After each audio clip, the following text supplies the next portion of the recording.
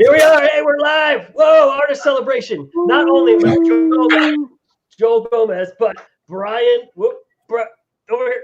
There's the Brian Pulido, Arch Feed. Joel, Brian. El Jefe. All right. Jefe. El Jefe. Greetings, people. Happy Friday. Doing? This is doing good, man. I'm actually working on the Muerta Retaliation Kickstarter campaign. And for anybody, don't get it twisted. For real.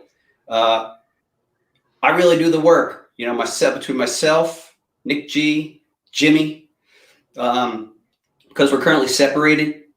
I've actually completed writing the text for every one of the covers. I wrote all the countdown graphics, the main graphics, the script for the video, which my pal Adam Goldfein will be doing. Robert Zabarski in Florida is actually doing the countdown graphics as we speak. I also wrote the thank you letter for Lady Death Malevolent Decimation, because I can announce that we got all the stretch goals in. And then it's time for our boy Coop to pick those up HQ, bring them to his home, and build 2,600 stretch goal packs. So wow. I have a couple friends, and they'll be texting me like, hey man, like, you catching up with some movies and music? And I'm like, what are you talking about, man? I'm publishing comic books here, man. This is what we're doing. Anyway, that's what I'm up to, man. That was this morning. This afternoon, I'm writing story text for the Kickstarter, the preamble and all that stuff. Nick G's parallel to this, he is writing the reward text. And then probably Monday, I'm sending all the quote unquote cover text to Mad Mike Flippin, who then turns everything into covers. And we got some fun surprises, really cool art on that campaign. I'm getting ahead of myself, Jimmy Calabrese, sorry. Yeah. So basically, I just reread all of Muerta last night. Oh, such a fun. I forgot how violent it was, Brian. Oh my God. It's so violent. Love it. I love it. It's so good. But so how did it start? So Joel talked a little bit how he met you at one of the con, but how did it all start for you? And then how do you guys connect for this it's amazing fun and violent art? For me, doing La Muerta actually dates back to, I think it was it was fall of 2012. And what had happened was I knew that I wanted to do a revenge story. I love revenge movies and stories, and I'd actually just finished doing an analysis where I kind of found the commonality of certain revenge stories, and then I found some that I felt didn't work as well, and I tried to analyze what was missing in those stories. And so I was armed with this story architecture of a revenge story. And I go back, I love revenge stories, right? There's the modern ones like Taken, but you can go back in time to some of the original, very impactful ones like Death Wish with Charles Bronson, or Thriller, they call her One Eye, obscure but very intense revenge story. And then, of course, Blue Thunder with William Devane. These three revenge stories for me are like they wrote the book. They're very hard-hitting. All those movies kind of come from an exploitation background. So I want to do a revenge story, and I'm actually going to Tucson Comic-Con probably year 3. And at the end of the event, this was in November, the first weekend in November, back in 2012. They have a thing down there called the All Souls Procession, which is an observation of Dia de los Muertos, which is a Mexican-American holiday that reflects and takes a look at ones that we've lost. And it's actually, this event, Souls, is a community event, and it's a parade, and people have altars, and people are reflecting on the loss of loved ones, ranging from children, which is another day actually called Dia de los Innocents, and then loved ones, people who lost their lives in car accidents. It's really a range, pets. And I was really knocked out by that expression. I mean, no corporations there. It was really just a community expression. And that began a very rapid research for me. And I started taking a look at Mexican-American culture and all this gorgeous iconography and the calavera, the sugar skulls, and just the culture and what does it mean to be Mexican-American. And let me clarify for you, I am Spanish and Irish, so I do not claim to be Mexican-American, but as a writer, I like to think that I can be an observer. And I actually spent a serious amount of time taking a look at what was going on inside that culture. And I broke that out into a plot for this story, La Muerta. Now, what started coming to light for me, in all truth, is as I'm writing the story, I'm looking at what I call attractors, stuff that I thought was very influential, consciously or unconsciously. And right off the bat, a couple things were very influential in the story. One of them was James O'Barr's graphic novel, The Crow. And in The Crow, we're asked if Eric Draven is actually alive or dead. I mean, clearly he's back from the spirits. And I wanted to have a supernatural quality to our story. And I wanted people, particularly in the first storyline, to wonder was she alive? Was she not alive? Additionally, what emerged very quickly is my adoration for the films of the filmmaker Luc Besson and the filmmaker Robert Rodriguez, right? And the visual stylings of something like Sin City, because Sin City so aggressively visually told a story. So those were some of the melange, the recipe to the stew that became La Muerta. And what emerged somewhat unconsciously was this story of Maria Diaz, this Mexican-American gal from an unknown city in the United States who's just back from a tour in Afghanistan. And interestingly, we only just touch upon her experience there just a little bit. Yeah, just a little bit in our story, but it does tend to inform who she is. Here we have clearly in her days out in Afghanistan, she witnessed some horrific stuff. And so when she comes back, she might very well have PTSD. So some of the things that she sees, we sometimes wonder, is she seeing it? Is it real? And that's something that we carry forward to this day. So you've asked a simple question. I'm giving you a very lengthy answer, but I saturated myself inside that culture and then very quickly realized that the right thing to do would be to bring in Mike McLean to flesh out the story. And La Muerta actually began as a screenplay, which we then later adapted to a comic book. So Mike and I had met, and I am very fond of his crime fiction. So knowing that also another part of the recipe for La Muerta is we knew we were going to do a thing that we call Mexo Noir. So it was going to have some of the stylings of noir films, but seeped in Mexican-American culture. In fact, I think Joel knows this. Before Joel was on board, we actually made like a thick 25-page story design document to really flesh the thing out. So Mike brought his considerable talents. And Mike and I have worked together for years now, and we have different strong suits.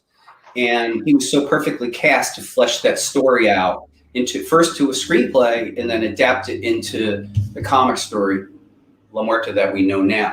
So that's some of the origin part of the story and the drive and the interest. I would also say what was really important and continues to be important to this day is exploring thematically with the character Maria Diaz.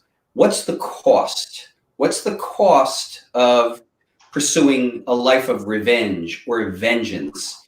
And we see our character Maria through the storylines kind of toggle all over the place because there's a huge emotional cost. And frequently in revenge movies, what happens is, a person's going along, something horrible happens to people they love. They try to find justice, there is none, and then kind of a switch turns, and then they just turn into this like Terminator of vengeance. And I was much more interested in the nuance, in in making that horrible choice, what is the cost to your soul? So that's kind of some of the recipe. You asked Jimmy Calabrese, so I laid it out. That's probably just the origin of why do La Muerta and why continue to do La Muerta. And within the artwork, and I feel Joel really captured that within the story, because like I love it that keeps coming back to De La Muerta, and then also Halloween. Like there's a little bit of that keeps showing, and it's just like and seeing once again reminding me how violent it was, because like it is the revenge story. It is, and you can see that amount of violence will take its toll on someone, especially someone that was ex-military, seeing their family get murdered, and her Faustino getting burnt alive in a coffin. That's right. I think and it feels like you found the right man in Joel to capture that. And thanks, guys. So how did you guys meet for the? Joel, why don't you take the lead on that answer? Yeah, I actually met you twice. Once I met you, I want to say it was one of the first amazing. Yeah, I think it was Vegas, and we were just chatting, and I gave you this big Barda sketch that I had because you just liked the print, and I was like, oh damn, like Brian Pulido likes this print, and I knew who you were, man. I was aware of you. I'd seen you. I remember you at San Diego when it was like crazy times, and I would see the lines you guys would have, and so the fact that you like this big Barda piece, I immediately just gave you the original, and then we met again at a show in Phoenix where they had a convention inside the football stadium. I forget what it's called. And that's when you were telling me the first time about La Muerta, and then you that the pitch book that you guys had put together, you and Mike, and they're pretty much all laid out, like what everything you guys wanted to see, what it was about. You got a sense of the tone, the environment, everything, and all of it was like a checklist of things to draw, and it was just like yep, and I was just like, this is amazing. I couldn't believe it, and it was amazing. It was an incredible thing to have to go, wow, I'm going to be a part of this. And then we were working out schedule, and you're like, no, it has to be at this time. I'm locked in for this particular window. It's got to happen. And I just wasn't available. And like, just like that, it kind of went poof in the air. And I was like, oh man, that's amazing. I had this really cool thing I could have been doing, and I didn't know what was going to happen. And then 2 months later, after I had kind of booked myself for a bunch of shows or conventions that year, you emailed me and you're like, hey, are you still interested in this thing? And I was like, hold on. Yeah, of course I'm interested. This thing is amazing. And fast forward to us right here and now, it's been a neat journey. I think the coolest thing is, I was mentioning to Jimmy earlier, is just the ability to have some sense of like synchronicity with you and Mike, and having a familiarity with what you guys like to see. And so it's like it becomes easier and easier, and it's almost like it's like two opposite hands on the same body, and it feels like we're kind of in sync with what we want to create in this thing. And to me, I've never experienced that in comics. I know it's there because I've seen books where I could only go like, wow, I can't tell where the art ends or the writing starts, or like this almost feels like one person did everything. Mm-hmm. And that's the beauty about our medium, is that much like film, it's never about one person's work, but more about the collaborative effort and what comes from it, and I just get a kick out of that, because it's like any other publisher, Marvel or DC or whatever, but here we are doing Coffin brand style comics, kick-ass rock and roll comics, and so to me that just fits the whole theme of everything. And like I mentioned to Jimmy earlier, one of the first books I ever got in my hand as a little kid was a creepy magazine that was a Bernie Wrightson edition. Yeah. So it just had monsters and creatures and boobs, and I was like, this is amazing. And so I don't know, I ended up in the right place, I think. Covers all the food. Yeah, seriously, yeah. Real quick, guys. Sorry, we got some breaking news here. Breaking news. Psycho Sean, what do you got for us? I got some breaking news. Wanted to let all of you know that, hey, we've added some more items that you can have a remark on, that you can get a remark on. So if you're interested, we have the La Muerta Descent #1, the Gomez edition. You can also do a remark on that for an additional $30. And for the La Muerta Vengeance, the Action edition, again, we could do a remark on that as well for $30. So that's right. Okay. So at the beginning, some folks noticed that we had a glitch in the system. We did not have any items available for remark. We now have those remarks available on 3 of those books that Sean just mentioned. So you can find them there. Glitch in the system, sometimes the matrix might happen, here and there. But no, Jimmy, Jimmy, I appreciate the call out. It's there. Yeah, glitch in the system. Crazy about customer service. Yeah, crazy about customer service. We got it. Thank you. Breaking news. I'm out of here. Peace out. Thank you, Sean. Appreciate it. Yep. Later, dude. Later. Whoa. There we are. There you go. Here's the context of our conversation today is that we're actually doing a thing called the Joel Gomez Artist Celebration. And we are getting ready to go into the marketing cycle for La Muerta Retaliation, which is chapter 6. But before we do that, I want to let people know that Joel Gomez is in possession of his very own personally branded blanks. They're all official Joel Gomez. They're all numbered. The Lady Death and La Muerta are limited to 100. And the Hell Witch is limited to 50. And Joel is available to draw on these, whether it's a remark, a bust shot, or a full body. Yep. But maybe Jimmy can walk us through the landing page. But there's also a number of items with Joel's work on there. Jimmy, would you mind taking us through that? Yeah, here we go. Let's go. Boom. All right. You guys can see that, right? Yes. Yeah. Okay. Yeah, so the first one up, we have here the La Muerta Descent official Gomez original edition. So we have all the options here. You can get Brian and Joel to sign it too, along with a mid-waist or full size. Yeah, and first up, please know that all you have to do is go to ladydeathstore.com. Right on the upper left there, you're going to see a landing page that says Joel Gomez Live. You click on that, and then boom, it's going to take you to a number of wonderful items, some of which are brand new, including the Joel Gomez official blank editions, original art editions. Each image that Joel will do for you will be absolutely unique. And I think, certainly, Joel, we know you for La Muerta, but you've really been killing it on those Lady Death and Hell Witch. It's funny. I was telling Jimmy, I don't think I've ever drawn Hell Witch before. When I drew the first time, I got into the wing thing. I really enjoyed the silhouette the wings made. So every one of them, I was like, how else can I make these wings look kick-ass? So I kept changing the pose, and I was like, damn, this thing is really fun to draw. And I just liked everybody's interpretations of how they do her wings. And so it kind of inspired me to kind of try my own pass at it, I like her fun character. spikes on her top are pretty three-dimensional. It's really cool. Yeah, she's a really cool character, man. I like how and of course, Lady Death. I mean, who can go wrong with that? That's the easier one to draw each time, just because it's becoming like Maria, where I'm starting to get a sense of who she is in my own version. And so I'm always looking at all the artists' interpretations, because there's so many different ways people dress her up and give her unique looks. And so I'm inspired by that. I like the way people interpret her. But what's amazing is somehow her personality is always coming through in each different look.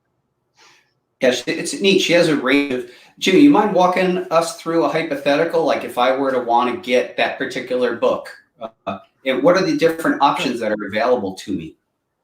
All right, so we have several options right here. So let's say for the La Muerta Descent branded one, we have, starting at the top, we have an unsigned mid-waist. So you can get a bust area, the mid-waist one.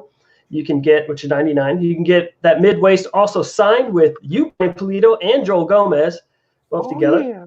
You can also get an unsigned full figure, which if you guys missed that one, go check it out. Joel did a demonstration of what one of those full figures would look like. We also have one online here. So you can get that unsigned, $175, and then you have the full figure signed with Brian and Joel for that. And also you can get CGC. Also sent it directly to CGC. You get all the information from us on that. But you can look down to get all the description. If anything's confusing, look down here. You got a lot of descriptions down here. Or shoot us an email at inquiries@coffincomics.com if something confuses you and you need some little more help, and we'll be happy to help you there.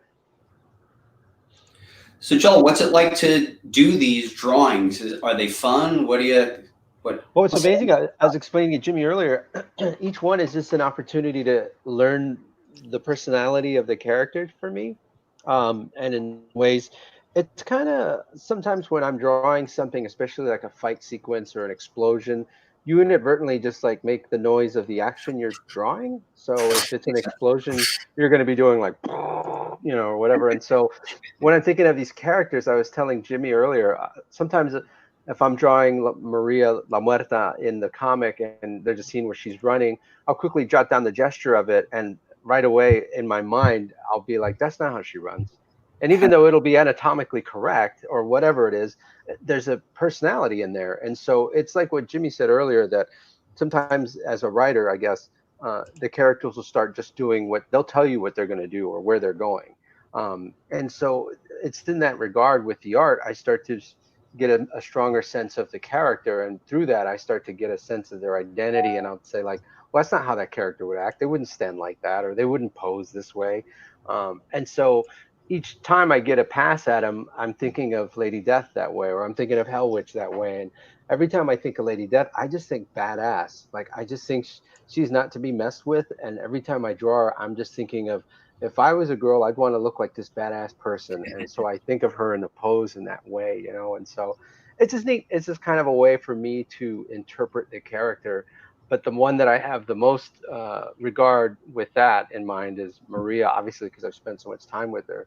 At times it'll be funny because I'll feel, and it's just in the back of my head, but I can sense that she'll, no, that's not how I want my hair. Like, that looks stupid. And I'm like, I got it. I fix it. I'll fix this thing. And it's just because I've drawn her so much that I kind of get a sense of what she's about.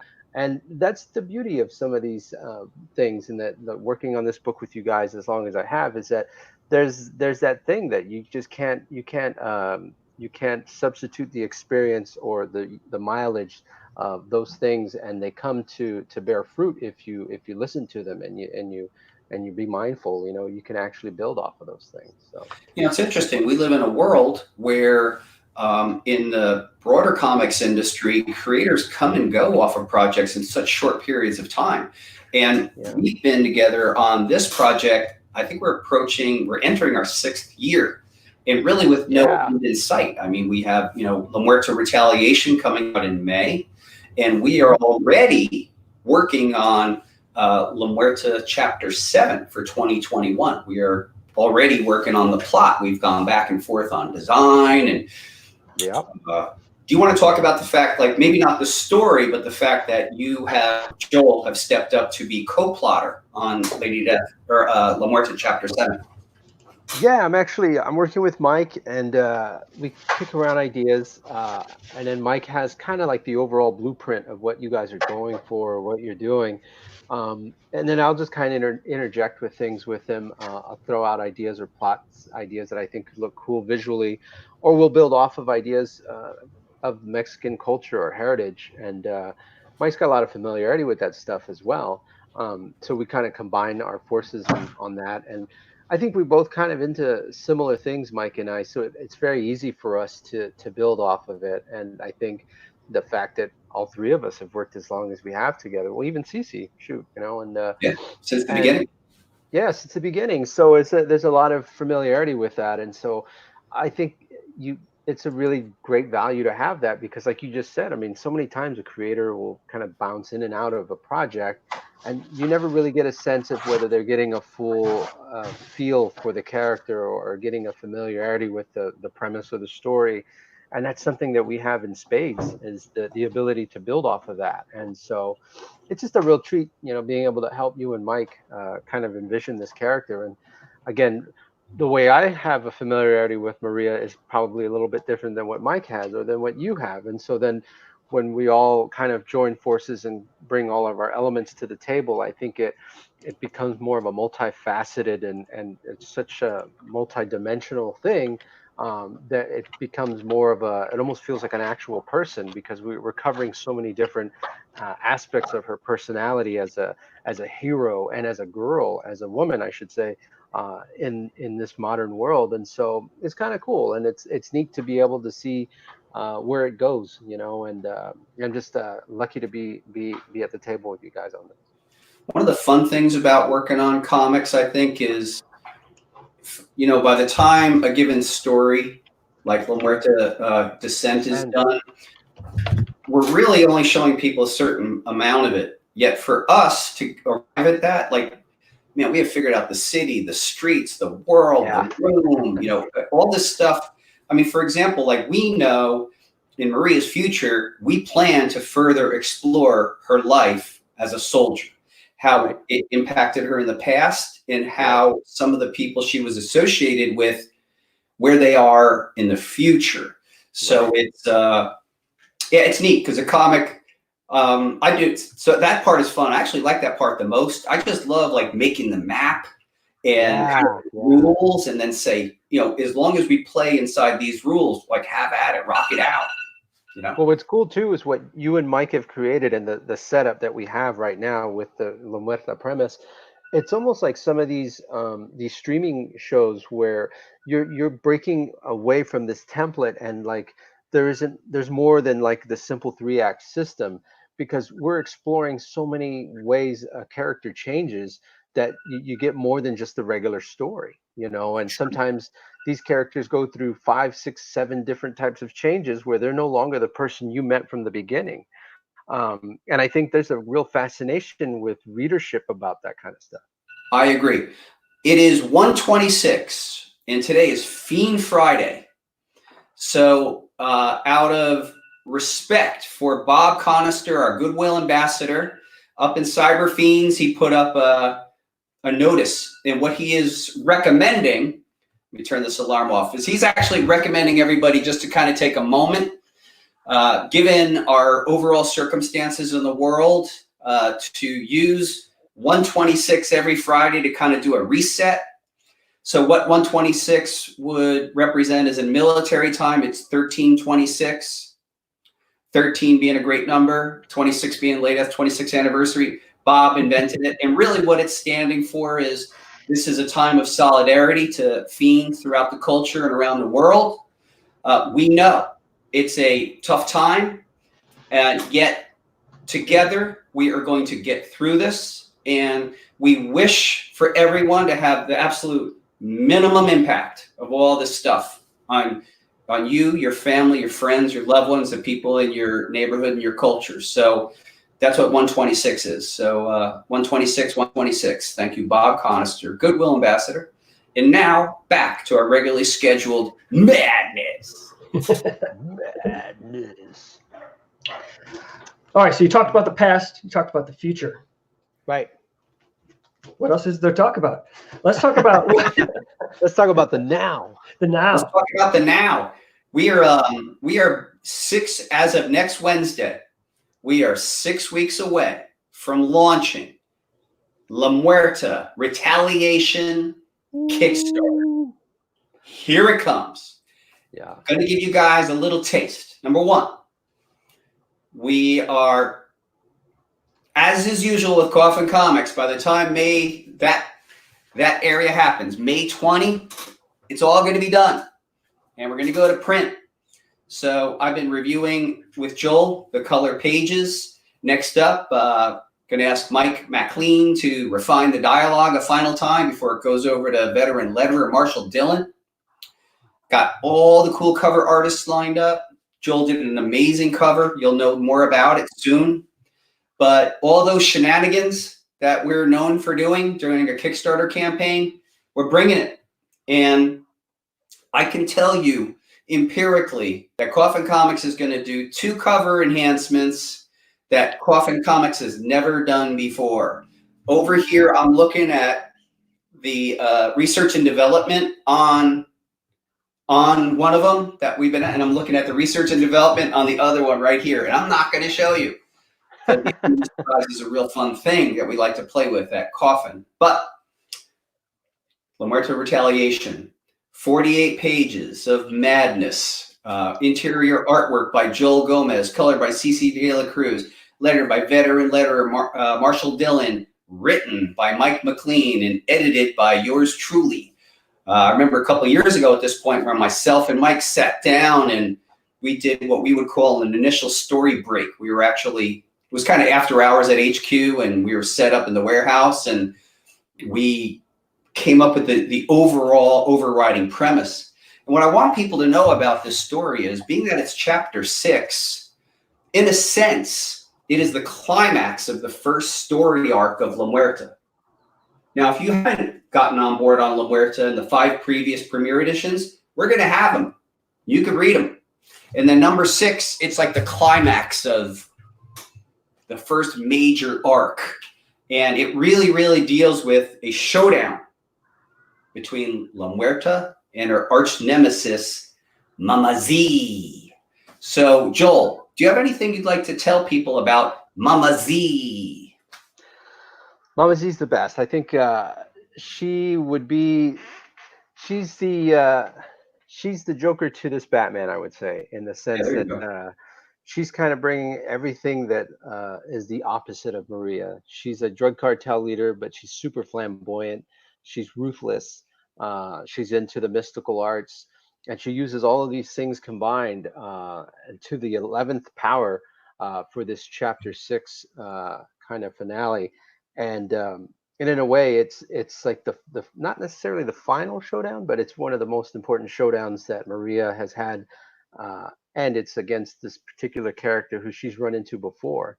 And with Mama Z, the fun thing about it as a character to design and to play with, I always imagined her as like a pop star, but like an evil pop star, in that she's always flamboyantly dressed to the nines and almost in a theatrical manner, which is in contrast to what Maria is representing. She's just a vessel of vengeance. You know, she's there to avenge the fallen, and she's a vessel for Santa Muerte, which is the Mexican deity, the saint of death.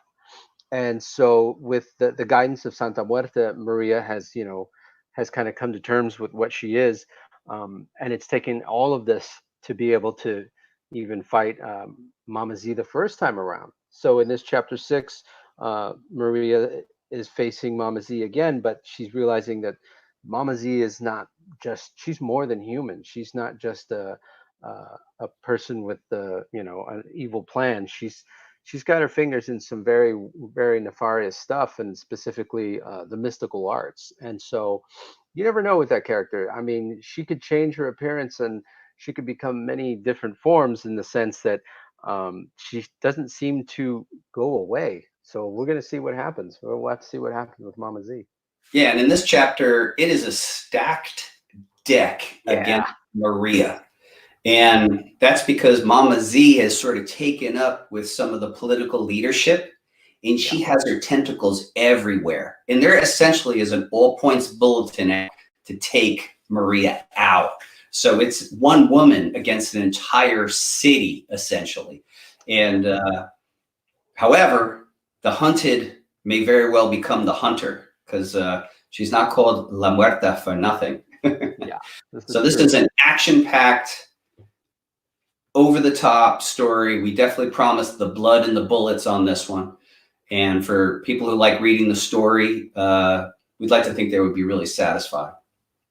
Yeah, I think it's got a lot of action, but it also brings in some characters we've already seen before, which is Loco and Alfredo, and it's a really unique thing about this particular chapter of La Muerta, in that not only have we introduced these characters before, but the fact that they're back in this is expanding the world that La Muerta lives in, and for the readers, they're getting a sense of more of the things that are around her. Each chapter, it seems like you get to learn a little bit more about Maria and how she grapples with being this vessel of vengeance.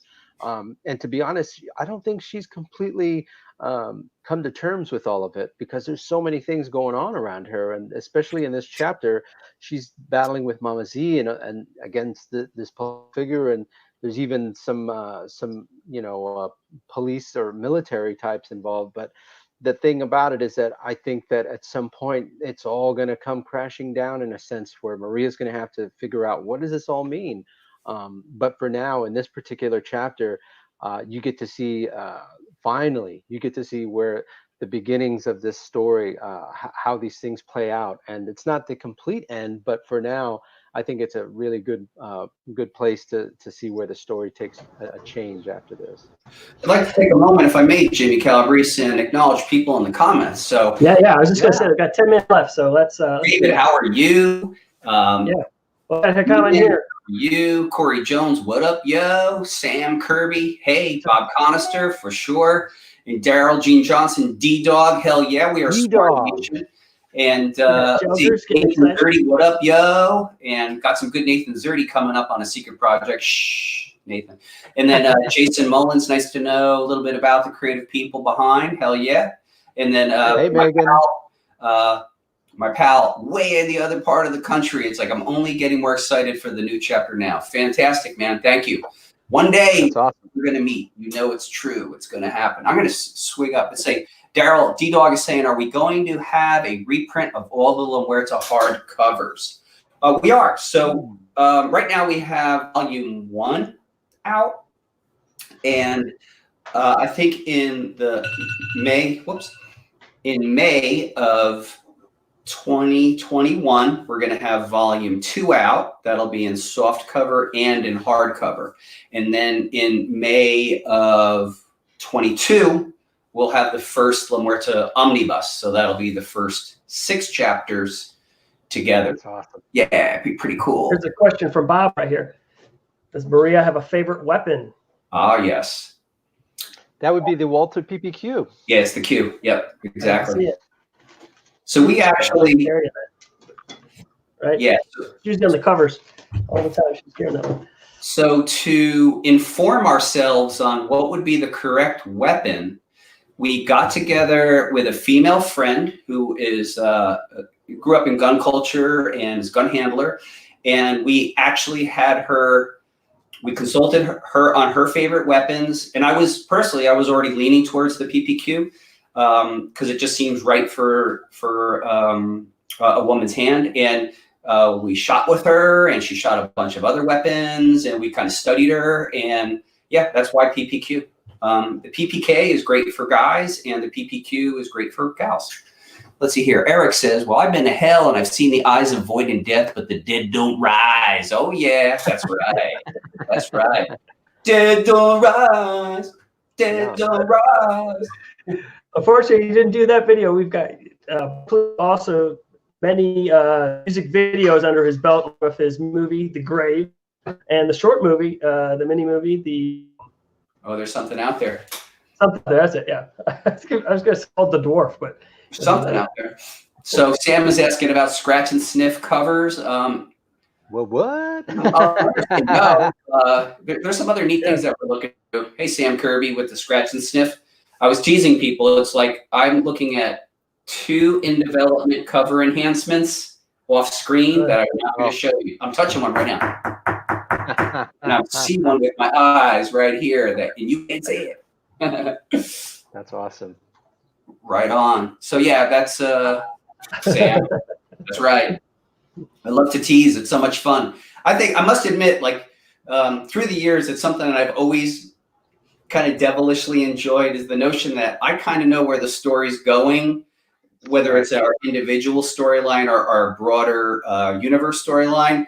And I know years in advance. So I just love, as we get closer and closer, let's say on La Muerta Retaliation, like I know the cover artists, I know what's going on in the interiors, I know the marketing and promotion, and I have an awful lot of fun. Hopefully people get that on the marketing and promotion front, try to make it fresh each time. And I know these enhancements are fresh. There's going to be a lot of fun.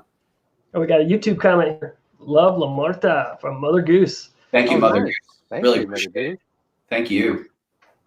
That's awesome. So, let's see. Oh, here's one. Does Joel listen to music when you draw? Asked Bob Wren.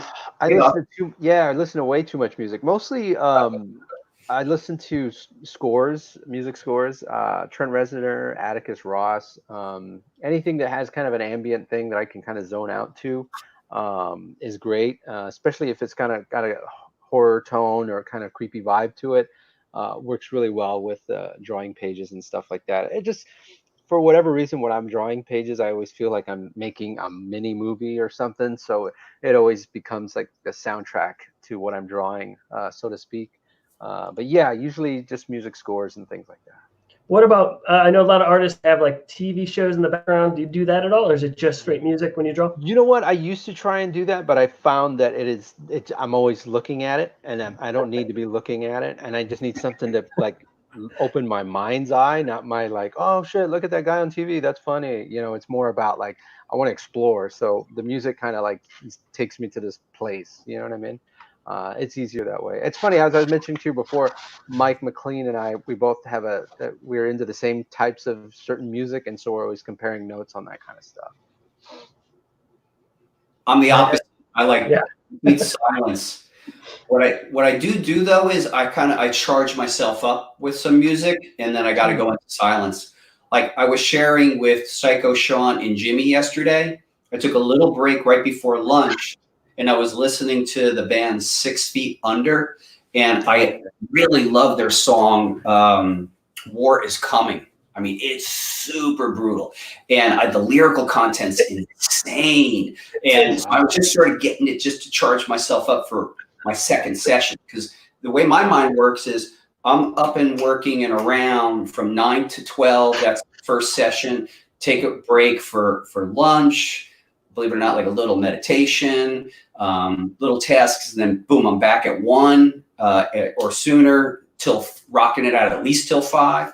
And so I'll do little charge ups, but like when I'm doing the actual work, it's got to be quiet. And it's funny because Presidente has a home office right next to mine, and she's a loud talker. So she's rocking it on the phone, and she's just a loud talker. And she's saying she's not right now. Oh, we got another question here from David. Is there going to be a La Muerta TV show or movie? Anything you can talk about that? Can't confirm or deny anything. That's all I got to say. Yeah. To be continued. Right. Speaking of El Presidente, she enjoys most original art. Spectacular. That's right, Presidente. Yeah, we got El Jefe and El Presidente. I like that. That's right. That's right. Hell so go with Art Celebration. Looks like we've got, if we're going to end it on time, we only got a few more minutes. We got 3 minutes to go on this, but it's not over yet. What's the next session that's coming up, Jimmy Calabrese? The next session at 3 o'clock is going to be a panel about La Muerta Retribution with Joel Gomez and writer Mike McLean. Yeah. So make sure to check that out. Pacific Standard Time. Pacific Daylight Time. Arizona time, whatever that is. So that's coming up next, though. We got Need More Rockabilly and Psychobilly covers. That's kind of cool. Yeah, you're right. And you are going to get your wish, actually, Eric, because Joel Gomez, artist on La Muerta, has done a very, very special project. The La Muerta Retaliation Mystery Envelope will include 12 covers by Joel. 12! And they're what we call infinity verse. So this is La Muerta as interpreted from a multitude of different universes. And I think there is a very good shot at a punk like La Muerta being involved in there. There's certainly 12 different wild ones, let me tell you. Yeah, those were fun. They were, I ran the gamut. It was I tried to make one a unique experience. And so I even changed what kind of mediums I was using. I was using from watercolor to gouache to just markers. And each one has like a different genre or vibe to it. So, yeah. Corey Jones, you're right. It's going to be crazy. I've been seeing those originals for a while. They're insane. And then, Eric, can you pledge now? Please keep your enthusiasm. We got 6 weeks to go as we count down to this campaign, and we rock it out. Yeah, it's going to be fun, guys. You're going to love it. All right. Anything else you guys want to say? We got 1 minute left before we wrap it up. So this I is just want to thank everybody. I want to thank. Oh, I'm sorry. Go ahead, Brian. Let's see here. Joel, please go. I just wanted to say thank you for everybody. I know you're checking us out on this Coffin Comics channel, but I also want to thank Jimmy, and I want to thank Brian and the whole Coffin crew for putting this together. outstanding individuals, and it's such a fun group of people to be in the foxholes with, and I couldn't ask for anything more. These guys are the best, and we appreciate you guys as well, because without you, we are nothing. So that's the truth, man. Well, thank you so much, Joel. You know, when you're Coffin, you ride or die, so you are our guy. Right. That's right. Let's see, in conclusion, what I want to say is don't tune out, because we're actually going to be back at 3 p.m. Pacific Daylight Time for the maxi panel between Mad Mike McLean and Jazzy Joel Gomez. I love it. It's like Stan Lee. He used to say those things. And we got to get Jimmy Coffin. And let's see, what I'd like to say in conclusion is I think I might be popping up live over the weekend. I got some fun stuff to talk about on a comic tip. You know, now that most of us are at home, I am nearby my collection, and I'm going to probably bust out a couple of fun pieces and talk a little bit about the stories. But as I sign off, I'm actually going to continue my day working on the Muerta Retaliation Kickstarter for, I'm doing that. So thank you, everybody. And let's see, what do I want to say here in conclusion? Please consider supporting our Kickstarter coming out on May 20. I want to let you know a couple other things, because I always got something else to say, Jimmy. We're getting stretch goals on Lady Death, and I don't have it in front of me yet, but the figure pin came out huge. I mean, it's maybe 3 inches tall, but it's like 3 inches wide because it's her big cape. So I think people are going to get a lot more value than they even thought before. I looked at it. In fact, the pin winds up being so big, it wound up being double the amount of boxes shipped. Usually we get like one box with all the pins in them. This thing is huge. It's 4 boxes. It just wound up being really big. So I think you're going to get some more value. And we are steady as she goes at Coffin Comics. I'm assuring you, everybody out there, that we're solid. I want to let you know that all of our staff work remotely, and then our warehouse staff actually work inside of safety protocols and working on a staggered basis. I would say that business is as usual. Things might be shipping slightly slower, if only because we have less staff at the same time. So we do have shifts now, and people are staggered, but we are steady as she goes, and there's no shame in our game. We're just going to continue to kind of publish and bring things to you as we're doing right here and right now. I was in the warehouse earlier this morning signing off on the Seasons in the Abyss Winter Monty Moores. And I guess you can conclude there's always something to say, because there's always new stuff going on. And what I can tell you, Jimmy, is that, and Joel, I got a piece of art in from Monty Moore related to this La Muerta Kickstarter, and it really is one of the best pieces ever done for Coffin Comics. Wow. It's crazy. Yeah, it's exceptional. He and I spent a lot of time on the design, and his execution, man, whew, I mean, yeah, it's cool. Anyway, I could keep going, folks. The madness continues over here. No shame in our game. This is what we do. This is your boy, Brian Pulido. Joel, thank you so much. Jimmy Calabrini, thanks so much, guys. Thank you so much. You guys have a 3 p.m. 3 p.m. See you guys soon. See you soon. I'll show them fear.